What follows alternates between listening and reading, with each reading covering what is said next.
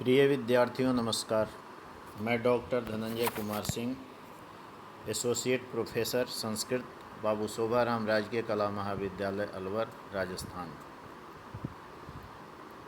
आज हम लोग बीए पार्ट फर्स्ट के अंतर्गत द्वितीय प्रश्न पत्र के पाठ्यक्रम में निर्धारित भारतीय संस्कृति के तत्व में पुरुषार्थ चतुष्टय इस विषय पर संक्षिप्त परिचय प्राप्त करेंगे। भारतीय संस्कृति के अंतर्गत विभिन्न विषयों का विश्लेषण किया जाता है। इसमें पुरुषार्थ चतुष्टय का अत्यंत अधिक महत्व है। पुरुषस्य अर्थम इति पुरुषार्थम, पुरुष के लिए, तो पुरुष यानी व्यक्ति, व्यक्ति में स्त्री पुरुष दोनों का यहाँ पर समावेश हो जाता है। भारतीय संस्कृति में मानव जीवन के उद्देश्यों के विषय में गहन चिंतन किया गया है। मनुष्य अपने जन्म के पूर्व तथा मृत्यु के पश्चात अनंत काल तक अव्यक्तावस्था में रहता है। केवल वर्तमान जीवन काल में ही वह व्यक्त रूप में रहता है। भारतीय ऋषियों ने मानव जीवन को सुव्यवस्थित एवं सुचारू रूप से चलाने हेतु पुरुष के उद्देश्य के रूप में 4 तत्वों का विश्लेषण किया है, उनका सम्यक निर्देश किया है। वे 4 तत्व हैं: धर्म, अर्थ, काम तथा मोक्ष। इन्हीं चारों तत्वों को पुरुषार्थ चतुष्टय के नाम से जानते हैं। पुरुष अर्थात शरीर में रहने वाली आत्मा तथा अर्थ अर्थात लक्ष्य। इस प्रकार पुरुषार्थ का अभिप्राय है जीवात्मा का लक्ष्य यानी उद्देश्य। इन पुरुषार्थों का पालन करने से मनुष्य नैतिक जीवन व्यतीत करते हुए मोक्ष प्राप्त कर सकता है, जो मनुष्य के जीवन का चरम लक्ष्य है। इसी कारण हमारे मनीषियों ने इनको अनिवार्य बताते हुए इनके सम्यक परिपालन का उपदेश किया है। इनका विस्तृत विवरण हम बिंदुवार प्राप्त करेंगे। इसमें पहला जो तत्व है धर्म। चारों पुरुषार्थों में धर्म का स्थान सर्वोपरि है, जो इसकी महत्ता को स्पष्ट करता है। धारणात धर्म इत्याहु, धर्मो धार्यते प्रजा, अर्थात जिसे धारण किया जा अथवा प्रजा जिसे धारण करती है उसे धर्म कहते हैं। ध्री, धारण करना अर्थ वाली धातु में मनिन प्रत्यय लगने पर धर्म पद की सिद्धि होती है। विशिष्ट नियमों तथा कर्तव्यों को धारण करना अथवा पोषण करना धर्म की श्रेणी में आता है। मनुस्मृति में धर्म के लक्षण पर प्रकाश डालते हुए कहा गया है कि वेद, धर्मशास्त्र, सदाचरण तथा अपनी आत्मा को प्रिय, ये 4 धर्म के साक्षात लक्षण हैं। श्रुति स्मृति सदाचारः स्वस्य च प्रियात्मनः एतत् चतुर्विधं प्राहुः साक्षात धर्मस्य लक्षणम्।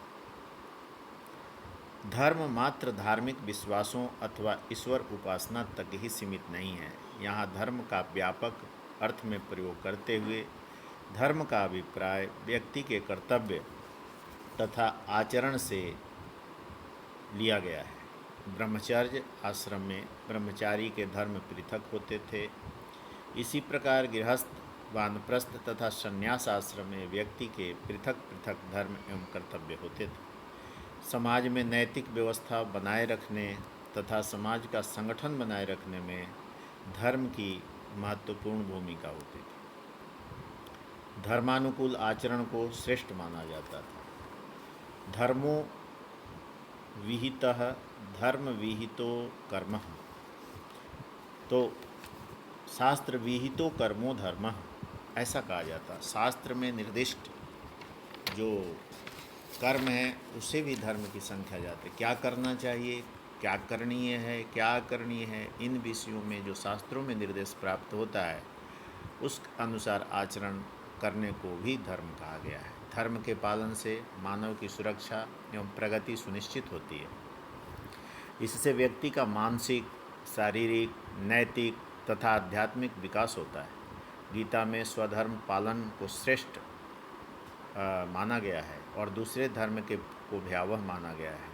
साक्षात भगवान की उक्ति है, स्वधर्मे निधनम श्रेयः परधर्मो भयावह, अर्थात अपने कर्तव्य का पालन करना और उसका मरते दम तक पालन करना, इसको ज़्यादा श्रेयस्कर और कल्याणकारक माना गया है। दूसरे बिंदु पर आते हैं, अर्थ। मनुष्य का दूसरा उद्देश्य अर्थ है।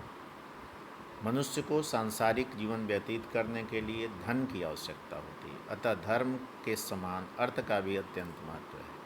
वह धन सदाचरण से, सद्वृत्ति से और उचित उपायों से अर्जित होना चाहिए। अनिष्ट और अनुचित उपायों से उपार्जित धन को अनिष्ट का साधन माना जाता था। प्राचीन काल में अर्थ की महत्ता अधिक नहीं थी। अर्थ केवल धर्म, काम और मोक्ष की सिद्धि का साधन मात्र था। कालांतर में अर्थ की महिमा बढ़ने लगी और भर्तृहरि के नीति शतक में इस बात का स्पष्ट उल्लेख मिलता है। उन्होंने कहा है, सर्वे गुणा कांचनम आश्रयन्ते। इसका अर्थ ये है कि उस समय जो कांचन, जो धन का प्रतीक है, कांचन यानी सोना, उसमें ही सारे गुणों का आश्रयण कवि ने बताया है, जिसका अर्थ है कि उस समय धन को ज़्यादा महत्व मिलने लगा था। काम, तीसरा बिंदु आता है, काम तीसरा पुरुषार्थ है। काम अर्थात कामना तीसरा पुरुषार्थ है। काम का अर्थ इच्छा है। इच्छित वस्तुओं की न्यायपूर्वक प्राप्ति काम है। गीता में भगवान श्री कृष्ण ने कहा है कि प्राणियों में धर्मयुक्त काम मैं ही हूँ। धर्मा विरुद्धो भूतेषु कामोऽस्मि भरतर्षभ। वे साधन जो मनुष्य को सुख प्रदान करते हैं काम की श्रेणी में आते हैं। गृहस्थ का आश्रम में प्रविष्ट होने वाले व्यक्ति को धर्मयुक्त काम करने का निर्देश होता था। गृहस्थ व्यक्ति इस पवित्र काम द्वारा ही संतानोत्पत्ति करके पितृऋण से मुक्त होते थे। संयम पूर्वक काम के सेवन से मानव धर्म व सुख की प्राप्ति करता है। पुरुषार्थ का अंतिम जो बिंदु है मोक्ष, यह व्यक्ति का अंतिम और सर्वोच्च लक्ष्य है।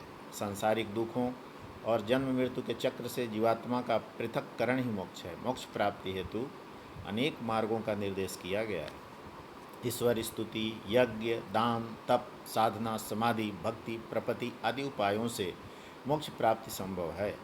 संसार त्रिविध दुखों, आध्यात्मिक, आधिदैविक, आधिभौतिक से भरा हुआ है। इन त्रिविध दुखों से निवृत्ति ही मोक्ष है। दुख निवृत्ति रेव मोक्षः। मोक्ष प्राप्ति के उपायों में तीन प्रमुख हैं, ज्ञान, कर्म और भक्ति। सामान्य जन भक्ति द्वारा मोक्ष प्राप्त कर सकता है। ज्ञानी जन ईश्वर के स्वरूप ज्ञान से तथा अन्य जन कर्म द्वारा मोक्ष प्राप्त कर सकते हैं और यह मानव जीवन का परम लक्ष्य है। इन पुरुषार्थ चतुष्टय का सम्यक परिपालन करने से मनुष्य अपने जीवन में उन्नति को प्राप्त करता है और अपने सभी प्रकार की इच्छित कामनाओं की सिद्धि करता है, सामाजिक मूल्यों की रक्षा करता है, राष्ट्र की समृद्धि में योगदान करता है। अतः मनुष्य को हमारी संस्कृति, भारतीय संस्कृति में बतलाए गए इन पुरुषार्थ चतुष्टय का सम्यक परिपालन करने का और शास्त्र विहित कर्म करने का प्रयत्न करना चाहिए। धन्यवाद, नमस्कार।